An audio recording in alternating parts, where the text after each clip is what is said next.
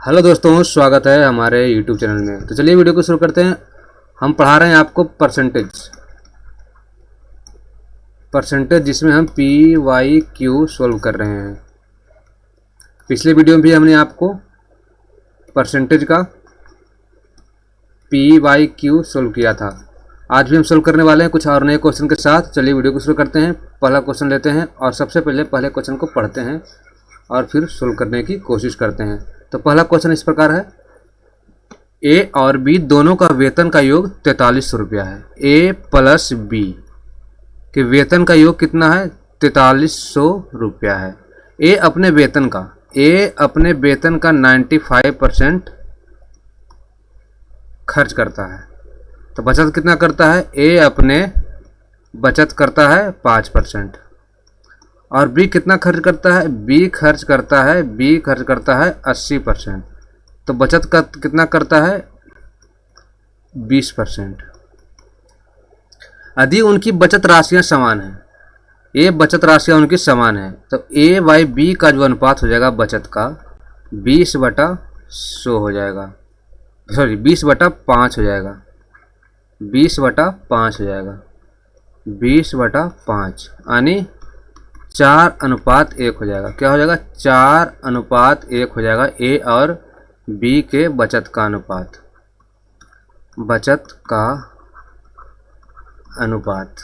हमसे पूछा गया ए का वेतन कितना है? दोनों का आय कितना? 4300 रुपया। ए का वेतन कितना? अगर बचत कर रहा है भी कितना? 4 बचत कर रहा है कितना में? 5 में। कितने पे? 4300 पे। कितने पे? 4300 पे। 4300 पे ये बचत कर रहा है। तो काटेंगे इसको 5 से, 5 × 40, 5 × 30 इतना। अब क्या करें? 6 चौका 24 के 4, बाकी 2, 8 का 32, 2 34, यानी 3440 रुपया जो हो गया ए का वेतन आएगा। ए का वेतन कितना आएगा? 3440 रुपया, जो ऑप्शन नंबर सी में हमें दिया गया है। हो गया? आपको समझ में आ गया होगा। ए बाई बी बचत होता है कितना? टोटल बचत कितना है? 5। 4 बचत करता है 4 का बचत करता है 5 में। तो टोटल हमारे पास कितना है? 4300 रुपया टोटल आय है। तो हम आय ए का निकाल सकते हैं। इस प्रकार हम बी का भी आय निकाल सकते हैं। अगला क्वेश्चन, रवि का वेतन मोहन के वेतन से, एक रवि है एक मोहन है। रवि का वेतन मोहन के वेतन से, अगर रवि का वेतन मोहन का वेतन से 20% अधिक है, तो मोहन का अगर 100 मानते हैं तो इसका 120 माना जाएगा। इसको काटते हैं 20/25 6:5 में। अगर मोहन का वेतन 1600 रुपया है, अगर 5 का वैल्यू 1600 रुपया दिया हुआ है, 5 का वैल्यू अगर 1600 दिया हुआ है तो कितना हो जाएगा? 5 × 15, 5 × 10, इतना हो जाएगा 320 रुपया। तो 6 का वैल्यू हमें निकालना है, तो 320 × 6 कितना हो जाएगा? 1920 रुपया। 1920 रुपया, जो कि ऑप्शन नंबर बी में हमारा सही आंसर दिया हुआ है। अगला क्वेश्चन, अशोक भाई अपनी मासिक आय का 10% व्यय करते हैं। अशोक भाई एक है, हमारे अशोक भाई हैं कोई, अशोक भाई अपनी मासिक आय का 10% व्यय करते हैं, यानी 10 खर्च कितना उनका है? 10% है। और प्रति माह 5400 बचाते हैं, तो उनकी मासिक आय। तो खर्च अगर 10% है तो बचत जो हमारा हो जाएगा वो 90% हो जाएगा। लेकिन 90% नहीं होके हमें 5400 रुपया दिया गया है। तो 90% का वैल्यू कितना है? 90% का वैल्यू दिया गया है 5400 रुपया। तो एक का जो वैल्यू आया 60 रुपया। तो हमारी मासिक आय जो है 100% है।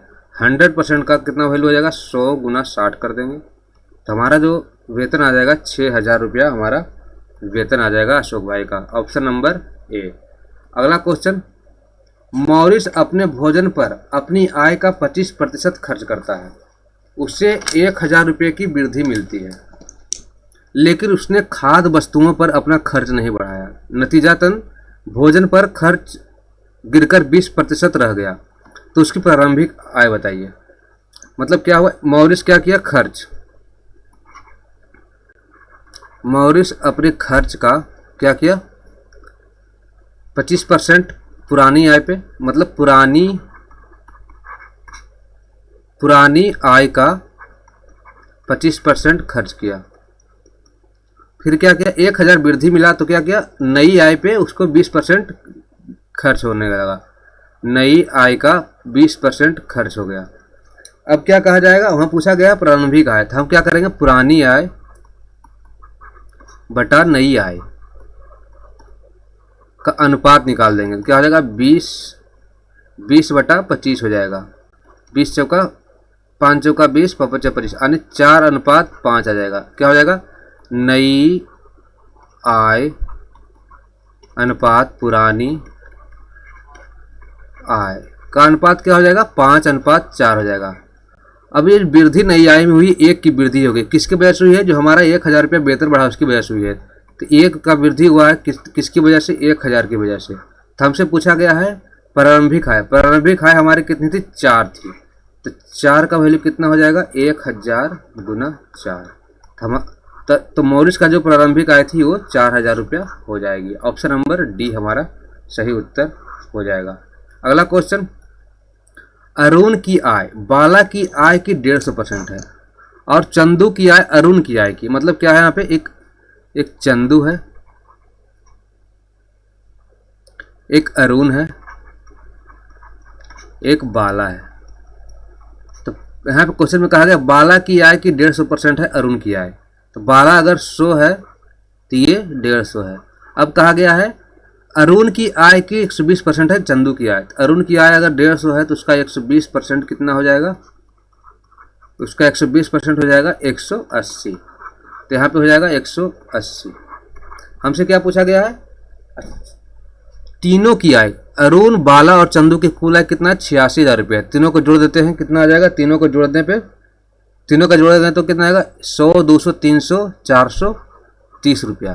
तीनों की आय 430 रुपया, परंतु हमें क्या दिया गया है, 86,000 रुपया दिया गया है। तो एक का वैल्यू निकालेंगे, एक का वैल्यू आ जाएगा 200 रुपया। तो हमसे पूछा गया चंदू की आय। चंदू की आय कितना है, 180 है। तो 180 का वैल्यू कितना हो जाएगा, 200 गुना 180, 18 दूना 36, ये हो जाएगा 36,000 रुपया चंदू की आय हमारा यहाँ पे आ जाएगा। Option number A. अगला क्वेश्चन, सोमनाथ की वार्षिक आय 24 लाख रुपये है, परंतु प्रत्येक माह वो अपने वाहन के लिए 40,000 की EMI का भुगतान करता है। तो उसकी मासिक आय का कितने प्रतिशत EMI जाता है। तो वार्षिक आय जो दिया हुआ है 24 लाख रुपये दी हुई है, 24 लाख रुपये दी हुई है, 24 लाख रुपये दी हुई है। तो यहाँ पे क्या करेंगे, मासिक आय हम निकालेंगे। मासिक आय निकालने के लिए 12 से भाग देंगे 24 लाख में, 24 लाख में 12 से भाग दे देंगे तो कितना हो जाएगा, 2 लाख रुपया यहाँ पे मासिक आय आएगा। तब कहा गया है EMI भुगतान करता है। EMI कितना जाता है, उसका EMI जाता है प्रत्येक महीने 40,000। कितना जाता है, 40,000। तो पूछा गया परसेंटेज में, तो परसेंटेज EMI कितना होगा, 40,000 रुपया जाता है EMI कितने पे, 2 लाख रुपये पे, 2 लाख रुपये पे। तो परसेंटेज पे 100 से गुना करेंगे तो काटेंगे इसको, 2 4 5 0 1 0 2 3 4 5 0 1 2 3 4 5, फिर 2 से काटेंगे 20 बार में। तो हमारा जो सोमनाथ की जो मंथली EMI परसेंटेज है वो 20% जाती है कुल मासिक आय का। तो हमारा जो ऑप्शन है, ऑप्शन नंबर ए में 20% दिया गया है। अगला क्वेश्चन, औसतन मीनू अपने मासिक वेतन का 25% खरीदारी पे रेस्तरां और मॉल में जाने पर उपयोग करती है। शेष 40% घर के खर्च में उपयोग होता है और 45% उसकी बचत में जाता है। यदि एक महीने में वह घर पर 40,000 रुपये खर्च करते हैं तो वार्षिक आय ज्ञात कीजिए। इसमें अगर दिया होता शेष का, अगर यहाँ लिखा होता शेष का तो फिर क्या होता, हम दूसरे तरीके से बनाते, लेकिन शेष का यहाँ पे लिखा नहीं गया है। तो हम क्या करेंगे, 40% का वैल्यू क्या करेंगे, 40% का वैल्यू 40,000 रख देंगे, क्योंकि क्या है 40% घर का खर्च है। तो यहाँ पे काटेंगे अगर तो यहाँ पे आ जाएगा 1,000 रुपया आएगा जो हमारा एक का वैल्यू आएगा। तो हमसे पूछा गया है कुल आय, तो कुल आय जो उसका है, कुल आय, ये मासिक आय हम निकाल रहे हैं, ये मासिक कुल आय 1,000 गुना 100 क्या हो जाएगा हमारा, 1 लाख रुपया हमारा मासिक आय आएगा। 1 लाख रुपया मासिक आय। हमसे पूछा गया वार्षिक आय, तो वार्षिक आय के लिए 12 से गुना कर देंगे, क्योंकि महीना कितने दिन का होता है, साल जो हमारा वर्ष होता है 12 महीने का होता है। तो 1 लाख में अगर 12 से गुना किया जाए तो हमारा क्या 12 लाख हमारा सही आंसर आएगा। ऑप्शन नंबर सी हमारा सही आंसर आएगा। सीमा की वार्षिक आय 15 लाख रुपये है। हर महीने वह 30,000 रुपये EMI देती है। उसके मासिक वेतन का कितना प्रतिशत EMI जाता है। तो इस क्वेश्चन को हम बना चुके हैं पहले, बस डाटा यहाँ पे अलग था, तो आपको हम ये होमवर्क देते हैं। होमवर्क का जो आंसर का जो ID रहेगा वो IMP1 रहेगा, IMP1। आप हमें इस क्वेश्चन का आंसर कमेंट बॉक्स में लिख सकते हैं। अगला क्वेश्चन देखते हैं। सुनैना किसी निजी कंपनी में कार्य करती है और उसकी वार्षिक आय 3 लाख रुपये है। उसके पास एक नई और एक पुरानी गाड़ी है। उसकी आय का 5% नई गाड़ी के रख रखाव पर व्यय होता है। पुरानी पे नई के व्यय से 2% ज़्यादा खर्च होता है। दोनों गाड़ियों के रख रखाव पर उसका कुल वार्षिक व्यय कितना है। तो वार्षिक आय अगर 3 लाख रुपये है, सुनैना की वार्षिक आय 3 लाख रुपये है। 3 लाख रुपये का 5% जाता है नई गाड़ी के खर्च पे, तो 5% हुआ कितना 15,000 रुपया। ये हुआ नई गाड़ी का खर्च, नई गाड़ी का खर्च ये हो गया। अब कहा गया पुरानी पर नई के व्यय का, नई का कितना था 5% प्लस 2% 7% हो जाएगा पुरानी गाड़ी पे। तो 3 लाख का 7% कितना होगा 21,000 रुपये हो जाएगा। 3 लाख का 7% हो जाएगा 21,000 रुपये। तो हमसे पूछा गया कुल वार्षिक व्यय, तो 21,000 में 15,000 और जोड़ देंगे, जो कि नई जो पहले वाला था वो 36,000 रुपये हमारा कुल खर्च बनकर आ जाएगा। कितना 36,000 रुपया कुल खर्च बनकर आ जाएगा। ऑप्शन नंबर बी हो जाएगा। अगला क्वेश्चन देखते हैं। प्रत्येक माह कृतिका अपनी आय का 30% घर के किराए पर और शेष का 60% घरेलू खर्च पर व्यय करती है। यहाँ पे देखिए शेष का लिखा हुआ है। यदि वह प्रत्येक माह 6300 रुपये की बचत करते तो कुल मासिक आय ज्ञात कीजिए।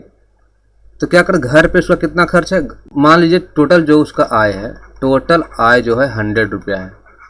तो क्या कर घर के किराए पर 30%, तो किराए पे कितना हो गया 30%, यानी 30 रुपया वो खर्च करती है। उसके बाद क्या हुआ, बचा हुआ कितना है 70 रुपया, फिर अभी बचा हुआ है 70 रुपया बचा हुआ 70 रुपया बचा हुआ। शेष का 70 का 60% किस पे खर्च करती है, घरेलू व्यय पे।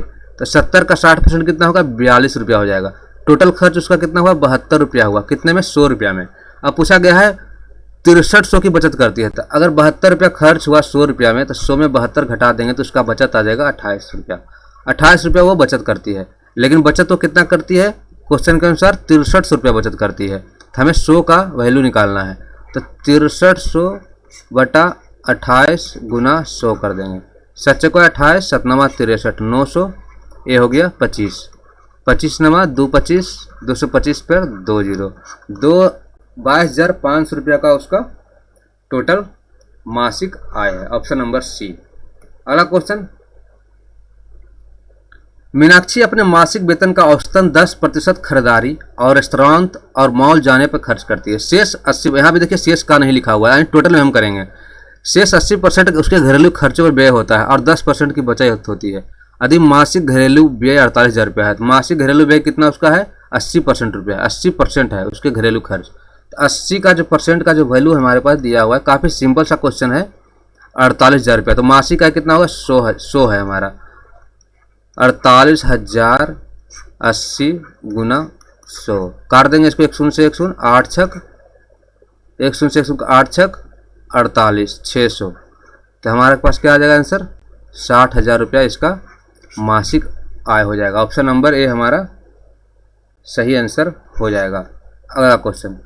औसतन प्रमोद अपनी कार में पेट्रोल भरने के लिए अपने मासिक वेतन का 10%, पेट्रोल के लिए लिखने की कोई ज़रूरत नहीं है, 10%। शेष घरेलू काम पे 80%।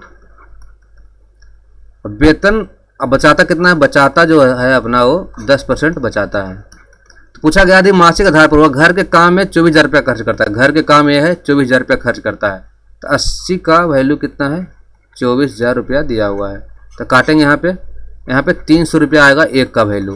पूछा गया वार्षिक आय, तो 100 का वैल्यू कितना हो जाएगा 30,000 रुपया हो जाएगा। कितना हो जाएगा 30,000 रुपया हो जाएगा। 300 को 100 से गुना करेंगे तो 30,000 रुपये हो जाएगा। पूछा गया वार्षिक आय। वार्षिक आय पूछा गया है 30,000 गुना 12 करेंगे। 12 या 36 पे 4 शून्य, 1 2 3 4 शून्य यानी 3,60,000 रुपया उसका कुल वेतन है वार्षिक। ऑप्शन नंबर ए हमारा सही उत्तर हो जाएगा। मनोज अपनी आय का 33% खाने पर खर्च करता है। उसे अपने वेतन पर 1,000 रुपया की वृद्धि प्राप्त हुई, लेकिन उसने खाने पर खर्च नहीं बढ़ाया, जिसके कारण खाने पर उसका खर्च कम होकर 27% हो गया। तो उसका प्रारंभिक वेतन क्या था? मनोज क्या किया, अपनी आय का, पुरानी जो उसकी आय थी, पुरानी आय का 33% खाने पे, तो उससे क्या हुआ, 1,000 रुपया की वृद्धि हुई। तो क्या हुआ उसके कारण, नई आय जो आई, नई आय में मात्र 27% रुपया उसको खर्च होने लगा। तो पुरानी बटा नई का जो आय का अनुपात होगा 27/33 होगा। तो 3 से काटेंगे 9 और 11, तो क्या हुआ यहाँ पे 2 का अंतर आया। क्यों आया अंतर? 1,000 रुपये बढ़ने से हमारा 2 का अंतर आ गया। तो 2 अनुपात का वैल्यू क्या हो जाएगा, 2 भाग का वैल्यू क्या हो गया, 1,000 रुपया हो गया। तो 1 का वैल्यू निकालेंगे तो 500 रुपया हो जाएगा। तो हमसे क्या पूछा गया है, उसका प्रारंभिक वेतन क्या है। प्रारंभिक वेतन यानी पुरानी वेतन 9 है, तो 500 को 9 से हम सीधा गुना करेंगे तो हमारा पुराना वेतन निकल जाएगा 45 रुपया। ऑप्शन नंबर ए हमारा सही उत्तर हो जाएगा। अगला क्वेश्चन काफी सिंपल सा क्वेश्चन है। सुमन एक कृषि भूमि की मालकिन है। उसने इसे एक तृतीय पक्ष को यानी किसी पार्टी को 5 वर्ष के लिए पट्टे पर दिया। इस पट्टे से आय के अलावा वह प्रति वर्ष 6 लाख रुपया का वेतन पाती है। वेतन कितना उसका है, प्रति वर्ष 6 लाख रुपये का वेतन है। 6 लाख रुपये का वेतन हो गया। 5 वर्ष में कृषि भूमि से प्राप्त कुल आय उसके 1 वर्ष के वेतन का 50%, जो 5 वर्ष में 5 वर्ष की जो कुल आय आई है वो 1 वर्ष की वेतन का 50% यानी 6 लाख अगर है तो इसका आधा करेंगे तो 3 लाख रुपया उसका 5 वर्ष की कुल बचत है जो उसने पट्टे पे दिया था। अब उसने पूछा गया प्रत्येक वर्ष कितना धन अर्जित करती है। 5 वर्ष में 3 लाख रुपया है तो 12 तो 1 साल में कितना हो जाएगा, 5 से इसको भाग देंगे, इसको 5 से भाग दे देंगे। 5 से अगर इसको भाग देंगे तो हमारा 1 वर्ष का कुल आय निकल जाएगा। 1 वर्ष का कुल आय किससे, पट्टे से, कुल आय पट्टे से कितना, इसको काट देंगे तो क्या आ जाएगा, 60,000 रुपया आएगा। 60,000 रुपया आ जाएगा। कितना आ जाएगा, 60,000 रुपया आ जाएगा। अब पूछा गया कुल वार्षिक आय, तो एक वेतन क्या था, 6 लाख रुपया था, और 1 वर्ष का कुल वार्षिक आय, जो 1 वर्ष का जो कुल आय पट्टे से आया 60,000 रुपया था। टोटल जो हमारा इसका सुमन की टोटल हो जाएगी 6 लाख रुपये में 60,000 जोड़ देंगे तो क्या हो जाएगा, 6,60,000 रुपये कुल आय इसका हो जाएगा। 6,60,000। ऑप्शन नंबर बी हमारा सही उत्तर हो जाएगा। अगला क्वेश्चन जो कि लास्ट क्वेश्चन रहेगा, यदि संटी अपने मासिक वेतन का 50% भोजन पर 20% किराए पर खर्च करती है तो टोटल खर्च उसका कितना हो गया। अगर शेष अगर यहाँ पे दिया होता तो हम अलग तरीके से इसको बनाते, लेकिन कुछ नहीं दिया होता। टोटल खर्च जो इसका है, टोटल खर्च जो इसका हो गया 50 + 20 हो गया, यानी 70% वो खर्च कर देती है। 1500 रुपये बचाता है तो उसका तो 70% अगर व्यय हो गया यानी खर्च हो गया, तो बचत कितना हुआ, बचत यानी सेविंग कितना हुआ, 100 में 70 घटाएंगे यानी 30% की वो बचत करती है, लेकिन रुपयों में कितना करती है, 1500 करती है। तो 30% का जो वैल्यू हमारे पास आया 1500 रुपया हो गया। तो 100% का वैल्यू पूछा गया है, तो यहाँ पर काटेंगे हम, यहाँ पे आ जाएगा 50। तो 1 का वैल्यू अगर 50 है तो 100 का वैल्यू क्या हो जाएगा, 50 × 100 हो जाएगा। तो हमारा जो आंसर आएगा 5,000 रुपया, संटी की कुल मासिक वेतन आएगी 5,000 रुपया। तो ये था हमारा आज का वीडियो जो कि आधारित था परसेंटेज के P/Q पर। काफ़ी अच्छे से क्वेश्चन थे और मैंने आपको सोल्व करके बताया है, आपको समझाया है। अगर हमारा वीडियो ये अच्छा लगे तो हमारे चैनल को सब्सक्राइब कीजिए, वीडियो को लाइक कीजिए और अपने दोस्तों के साथ शेयर कीजिए। मिलते हैं अगले वीडियो में, तब तक के लिए जय हिंद।